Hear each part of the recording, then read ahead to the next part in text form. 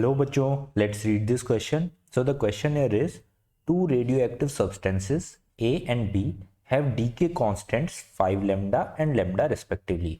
At time t is equals to 0, they have the same number of nuclei.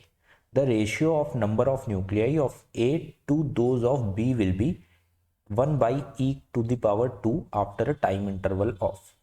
Okay, so basically क्या given है आपको दो substance given है, एक है A और एक है B.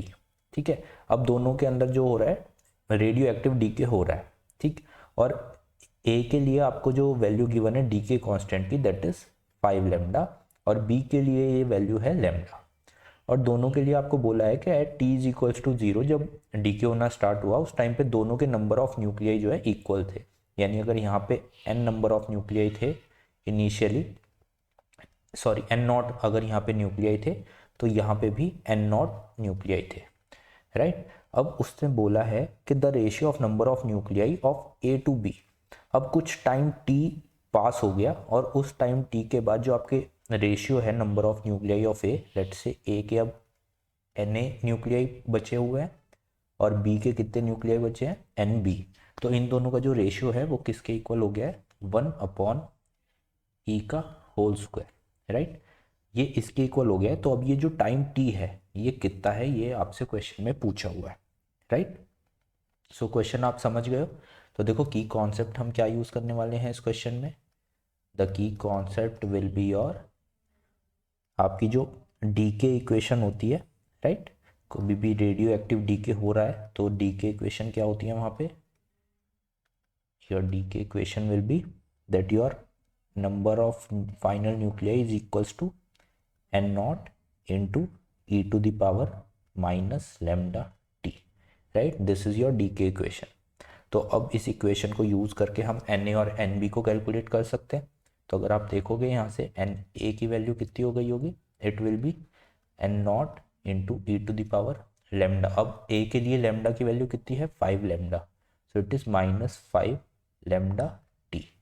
राइट, इसी तरीके से आप एन बी कैलकुलेट कर सकते हो. N B will be equals to N nought into e to the power, यहाँ पे लैम्डा की वैल्यू आपको लैम्डा ही गिवन है, so this will B minus lambda T.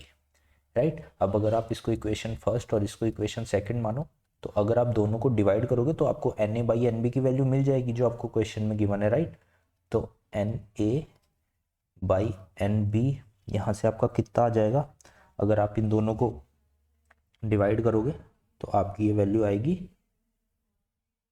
E N से एन नॉट से एन नॉट आपका कैंसिल आउट हो जाएगा और -5 लैम्डा टी, और ये ऊपर जाके प्लस लैम्डा टी, तो this will be -4 lambda T.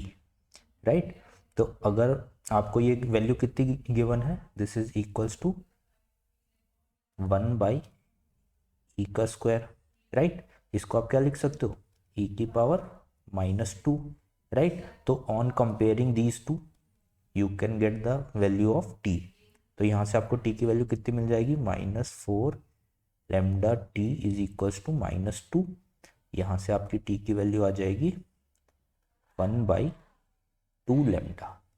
Right, so this will be your correct answer 1/2 lambda, जो कि है आपका option number D. So I hope you understand this question. Good luck.